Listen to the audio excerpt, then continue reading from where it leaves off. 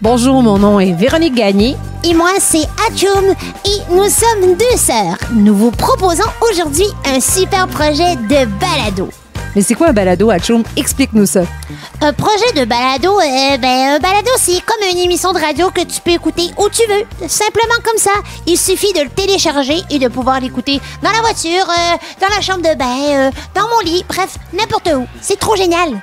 Ouais, en effet, c'est super génial. Et avec le projet Balado, pas de chicane, nous, on vous propose deux univers, celui de l'adulte et de l'enfant, mélangés ensemble pour être capable de faire une belle co-écoute ensemble entre parents et enfants. On a une liste de sujets à parler avec vous durant les prochains épisodes, mais aujourd'hui, une question qui brûle les lèvres de bien des enfants. Quel animal avoir à la maison? Oh là là! Oh oui, ça, c'est une grosse question. On s'en parle après ceci. À tantôt! Mode Choc, une boutique pour toute la famille qui offre vêtements, accessoires et articles de décoration de qualité et tendance à des prix accessibles. Plus de 13 boutiques à travers le Québec et le Nouveau-Brunswick ainsi qu'une boutique en ligne. Visitez-nous en magasin ou au modechoc.ca. Minimo Motivation ludique, c'est des outils pratico-ludiques québécois conçus par des parents d'ici pour aider les familles comme la tienne à gérer le quotidien.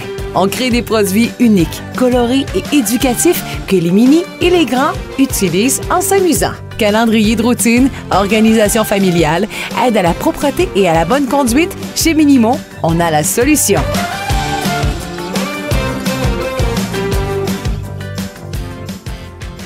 Véro, moi, j'aimerais ça adopter un animal de compagnie pour avoir à la maison. Ouais, mais t'as déjà Jean Poupou, ma belle Atchoum. Non, mais Jean Poupou, je l'aime vraiment, là. Mais c'est quand même une peluche. Tu le sais que c'est pas un vrai poulet, vrai de vrai, là. J'aimerais avoir un animal original, comme un oiseau vert ou un serpent à sonnette de porte. Ouais, oh, je sais, un dinosaure. Ça, c'est vraiment original, là. Mais c'est peut-être que ça crie un peu trop fort. Je sais pas. En fait, il y a plein de questions que j'ai dans ma tête. Oh, OK, on part vraiment de très, très loin. Là. Si tu veux un dinosaure à Atchoum, tu sais que ça se peut pas vraiment. Mais je sais à qui je dois parler pour être capable de bien te faire comprendre comment choisir son animal de compagnie. Et c'est Monsieur Jean Gauvin, un super vétérinaire qui a été le vétérinaire vedette du Club des 100 watts quand moi, j'étais tout petite.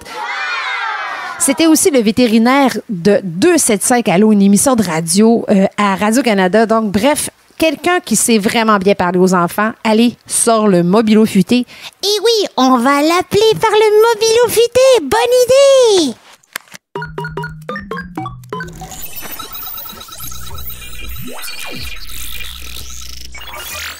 Bonjour, Monsieur Gauvin. Écoutez, il y a ma petite sœur Atchoum qui parle d'adoption d'animaux de compagnie. J'ai pensé vous appeler. J'ai beaucoup de questions pour essayer de bien éclairer son choix. Oui, ça va me faire plaisir, Véronique. Ça va me faire plaisir de vous aider. Génial. Et merci, Monsieur Gauvin. C'est trop chouette de vous parler. Comme Véronique disait, je veux adopter un animal, mais il y a tellement de choix dans tous les animaux du monde. Mais pour un grand enfant comme moi, c'est quoi les critères que je dois me mettre dans la tête pour bien choisir? Écoute, Atchoum, il y a vraiment beaucoup de choses, OK? C'est une grande question, mais je vais essayer de te donner une réponse assez courte, OK? Il y a plein de trucs auxquels il faut que tu penses, OK? Premièrement, ça a l'air peut-être nono à penser, mais t'as-tu dans ta famille des gens qui sont allergiques ou t'as-tu des copines, des copains qui font des allergies? Parce que ça, c'est quelque chose à laquelle il va falloir que tu penses. Parce que si, mettons, ta mère ou ta sœur ou ton frère Véronique, mettons, est allergique, ça veut dire qu'en adoptant un animal auquel il serait allergique, ben ça pourrait te causer des problèmes. Il va falloir que tu réfléchisses à ça. Ben oui, je ne veux pas empêcher des gens de venir chez nous à cause d'un animal. Ben, ça se peut que tes chums ne puissent plus aller chez vous s'ils sont allergiques. Il va falloir que tu vérifies ça. Ça, c'est vraiment, vraiment, vraiment important. Puis après ça, il va falloir que tu réfléchisses sur toi-même. Hein? Va faire que tu te dises, moi, là, je suis une fille qui aime bien aller dehors ou j'aime mieux rester en dedans? Est-ce que j'ai beaucoup de temps à consacrer à un animal ou j'ai pas beaucoup de temps? Tu sais, si, mettons, je sais pas, moi, après ton école, tu as des cours de mandarin, de violon, de piano. Est-ce que tu vas avoir suffisamment de temps? Alors, ça, c'est vraiment important parce que tes animaux, là, quels qu'ils soient, va falloir que tu y penses. Donc, ça, c'est des petites questions comme ça qu'il va falloir que tu te poses. Puis après ça, il va falloir que tu dises, OK, c'est quoi, moi, l'animal que j'aimerais avoir? Fait que, mettons que tu dis, je te donne un exemple. Mettons que tu dirais, moi, j'aimerais ça avoir un hamster. Bon, OK, mais là, hamster, ça mange quoi? Ça vit combien de temps? Toi, tu veux avoir un animal pour le reste de ta vie? Est-ce que tu voudrais avoir un animal pour juste quelques mois? Comment? Tu sais, il va falloir que tu penses à ça. Puis, surtout si tu n'as jamais eu d'autres animaux avant, ben il y a des animaux qui sont un peu plus faciles à entraîner que d'autres. OK? C'est sûr que un minou, ça va dans une litière de façon naturelle. Mais entraîner un pitou, ben, c'est pas pareil.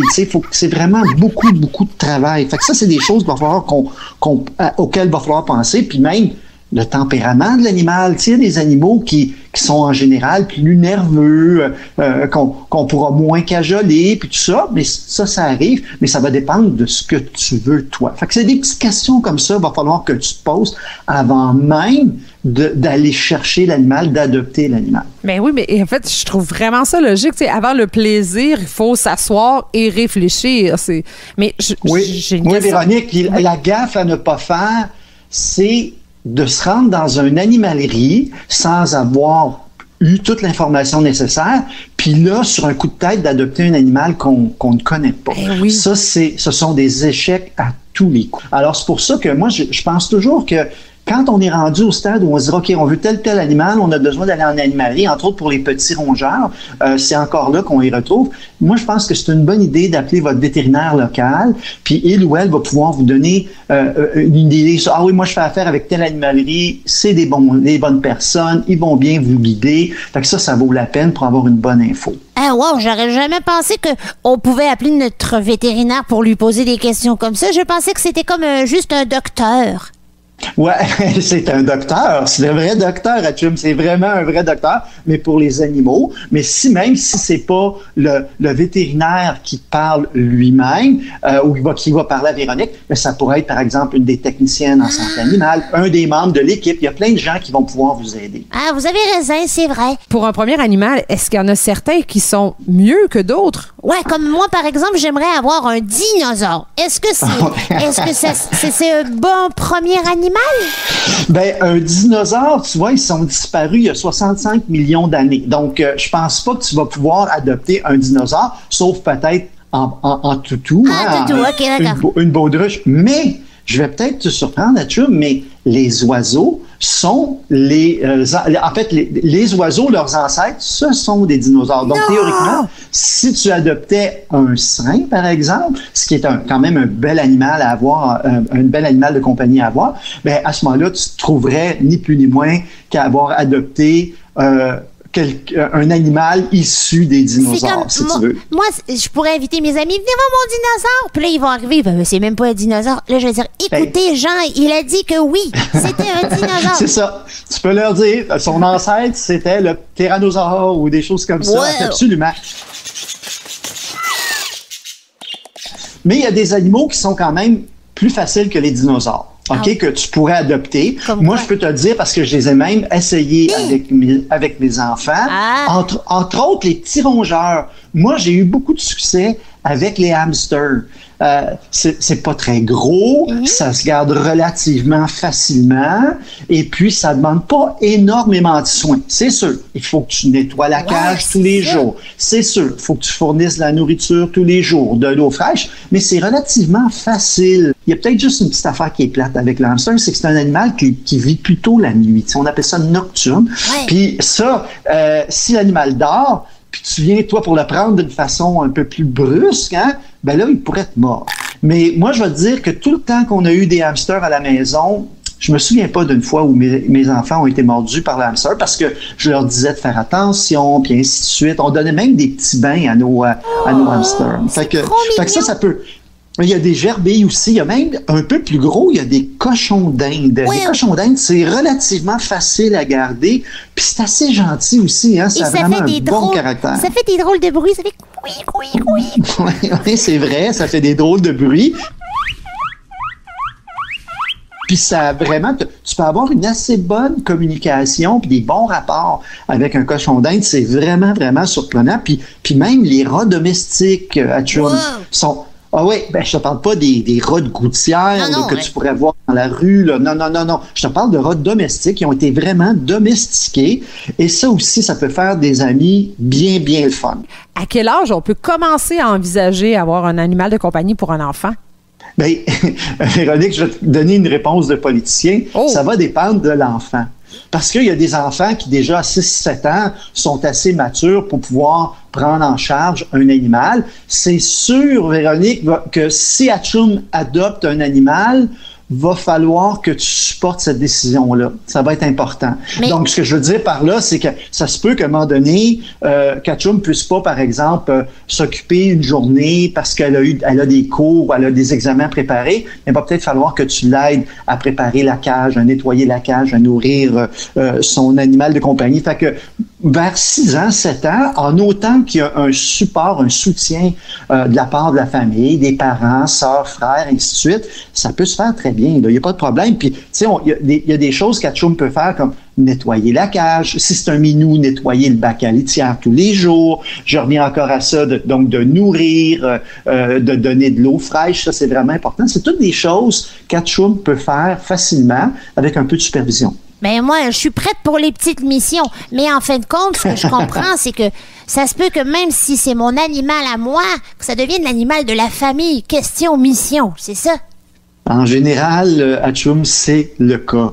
Donc, souvent, les parents, ils vont accepter qu'on adopte un animal, qu'un enfant adopte un animal en se disant « Ouais, mais moi, là, je m'en occupe pas de l'animal. » Ben non, c'est pas de même. C'est pas de même que ça fonctionne. Fait que si t'es avec Véronique, si Véronique a dit « Oui, je vais te supporter », ça va. Mais si, mettons, Véronique a dit non, je peux pas parce que, bon, de ce temps-là, je travaille fort, puis je peux. Ben là, à ce moment-là, il va peut-être falloir qu'elle t'attende un peu. Ah, je comprends. Mais dites-moi, monsieur Gauvin, moi, là, j'ai remarqué que quand je prenais le chien de mon ami, là, ben, ça me calmait vraiment beaucoup. J'étais comme moins énervée, puis j'avais plus le goût de sortir dehors, de faire de l'exercice, donc j'ai remarqué qu'il y avait des avantages pour moi. Est-ce que j'hallucine ou ça crée vraiment... Non, c'est très vrai. Puis c'est même prouvé scientifiquement, Atchoum, que de posséder un animal de compagnie, c'est très relaxant. Moi, je peux te dire que quand mes enfants revenaient de l'école puis qu'il y avait eu une mauvaise journée, puis tu vois ton chien qui t'accueille en souriant, en jappant... Tu peux pas être en Moses, tu peux pas être triste. Que ça, c'est vraiment bon. Puis, hey, je vais t'en conter une bonne. Dis-moi. On a prouvé que les enfants qui grandissent dans une maison où il y a des animaux vont moins souffrir d'allergies. Donc, ça, c'est vraiment, vraiment chouette. Hey, fait que il n'y a pas beaucoup de désavantages à avoir un animal de compagnie, sauf que va falloir que tu t'en occupes. Faut s'en occuper. Puis, tu sais que un animal de compagnie, là, c'est pour la vie. Quand tu adoptes un animal, tu peux pas dire après 7 mois, ah, moi, ça me tente plus d'avoir un cochon d'Inde, je vais m'en débarrasser. Non. Un cochon d'Inde, si tu l'adoptes, ou une gerbille, ou n'importe quel animal, faut que tu l'adoptes pour sa vie entière. C'est vraiment, vraiment important. C'est pour ça que la décision Atchoum est tellement importante. Puis c'est pour ça que la famille au complet doit être impliquée dans cette décision-là. Hey, j'ai une idée, M. Gauvin. On pourrait comme se faire, moi puis Véronique, un petit contrat. Genre, j'écris, moi, je promets que je vais faire telle chose, puis quand on oublie, on revient à notre petit papier, puis on fait... Ah oui. Tu l'avais promis, Atchoum, tu dois le faire. Je sais. Ouais, on peut même mettre le contrat sur le frigo, comme ça, personne ne va l'oublier. C'est vrai, c'est une bonne idée. Mais dis-moi, Jean, c'est quoi, toi, les animaux de compagnie que tu as à la maison? Bon, ben là, moi, comme je te dis, j'ai un Gaston qui est un chat, un gros chat roux, donc qui est vraiment gentil. J'ai une chienne, c'est une teckel à tête dure. Non, on dit pas tête dure, on dit à poil dur. Parce qu'elle a une personnalité un peu tannante? Un peu tête dure, on va dire ça comme ça. Donc, ça s'appelle Maya. J'ai aussi une tortue qui s'appelle Caroline. Et ce qui est spécial, Caroline, c'est parce qu'elle a 29 ans. Oh, mais j'ai entendu dire que ça pouvait vivre vraiment, vraiment très, très longtemps, une tortue. Oui, mais elle, c'est un bon exemple. Je l'ai eue, elle était grosse comme un 2 $. Elle était à l'article de la mort quand je l'ai adoptée. Puis tu vois maintenant, 29 ans plus tard, là, je vais aller lui donner un bain tantôt. On va aller faire un petit tour à l'extérieur dans le jardin pour qu'elle se dégourdisse un peu les pattes. Elle est grosse maintenant comment? Elle est grosse comme un 5 $? Non, c'est grosse, comme je te dirais, comme une soucoupe, un peu, là, si tu veux, à peu près de cette grosseur-là. Comme une assiette pour mettre nos rôtis le matin. Exactement, à peu près ça. C'est génial. Et je me demandais, en fait, M. Gauvin, en fait, c'est où les meilleurs endroits pour aller se procurer notre animal? Parce que, tu sais, il y a plein de discours là-dessus. Je suis un peu perdue à savoir où aller. Ouais, c'est normal, Véronique, parce qu'on entend toutes sortes de choses, en particulier sur les réseaux sociaux, mais disons que ça va dépendre de l'animal. Si, mettons, on s'enligne vers des petits rongeurs, ce qui est vraiment plus facile pour les jeunes comme Atchoum, à ce moment-là, l'animalerie, c'est le bon endroit. Puis comme je vous le disais tantôt, d'appeler à votre vétérinaire local, puis demander, y a-t-il une bonne animalerie pas loin où je peux aller? C'est toujours une chouette idée. Si on veut, mettons, un chien ou un chat, un chien, moi, je recommanderais pas ça, Véronique, pour un premier animal. Okay. Mais mettons, un chat, c'est beaucoup plus facile. On peut même adopter un chat qui est adulte. Moi, je vous recommande d'aller en refuge parce que tu fais une pierre deux coups à Atchoum quand tu vas dans un refuge parce que tu adoptes un animal, donc tu es contente, mais en plus, tu sauves une vie. Fait que ça, c'est assez chouette. Mais là, monsieur Gauvin, je crois que j'ai vraiment trouvé mon animal de compagnie suite à notre grande discussion. Là. J'ai hâte d'entendre ça, Atchoum. Mais comme tu nous l'as dit, va falloir faire une rencontre de famille puis décider ensemble avec un petit contrat parce que là, je peux pas choisir ça toute seule. Si Véronique est pas d'accord, ça marchera pas, hein? Exact. Merci, monsieur Gauvin. C'était trop chouette de vous parler aujourd'hui. J'ai hâte. Ça m'a fait plaisir. Et si j'ai des questions avant d'appeler mon vétérinaire, est-ce que je peux vous appeler vous? Ben oui, c'est sûr. N'importe quand. Génial! À la prochaine! Waouh, il est chanceux, monsieur Gauvin. Lui, il a 3 animaux de compagnie. Ouais, je l'avoue. Mais il y a un rythme de vie qui lui permet ça. Avec la tournée, ce serait difficile pour toi, ma belle Atchoum, d'avoir plusieurs animaux. Ah ouais, t'as raison. J'aimerais mieux être une gardienne d'animal, peut-être. Ce serait plus facile d'avoir un animal à la fois, juste des petites fêtes de semaine, peut-être. Ah, ce serait une bonne idée, hein? Ah oui, ça m'intéresse. On en reparle un petit peu plus. Mais dis-moi, Atchoum, je pense que tu as une nouvelle chanson à nous présenter aujourd'hui. Oh oui, pour ma portion DJ Atchoum, aujourd'hui, je vous présente un nouveau texte et une nouvelle musique. Voici la chanson Mon petit compagnon, écrite par Ariel Coulombe, moi, Atchoum et Véronique Gagné, ma grande sœur superviseuse en chef. Allez, bonne écoute de Mon petit compagnon. Mon voisin a un lapin qu'il nourrit tous les matins. Ma tante, elle a un gros chat qui s'amuse avec ses pas. Mon petit compagnon, quand je chante, il fait ronron. Moi et mon ami doux, entre nous c'est l'amour fou. Ma cousine a un cochon qui vit même dans sa maison. Mon parrain a un petit chien, attention, il est malin. Mon petit compagnon, quand je chante, il fait ronron. Moi et mon ami doux, entre nous c'est l'amour fou. Mon cousin a un lézard qu'il a nommé Balthazar. Ma mamie a une souris qui grignote, il fait cri. Mon petit compagnon, quand je chante, il fait ronron. Moi et mon ami doux, entre nous c'est l'amour fou.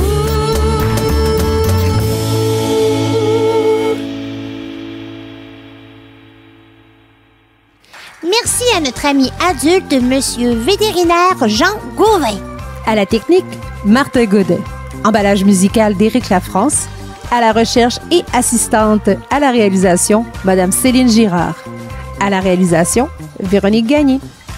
À l'animation, Véronique Gagné et Atchoum, ça c'est moi, qui vous retrouve pour un prochain balado. Et ce balado vous est présenté grâce à nos partenaires Minimo Motivation et Modchoc.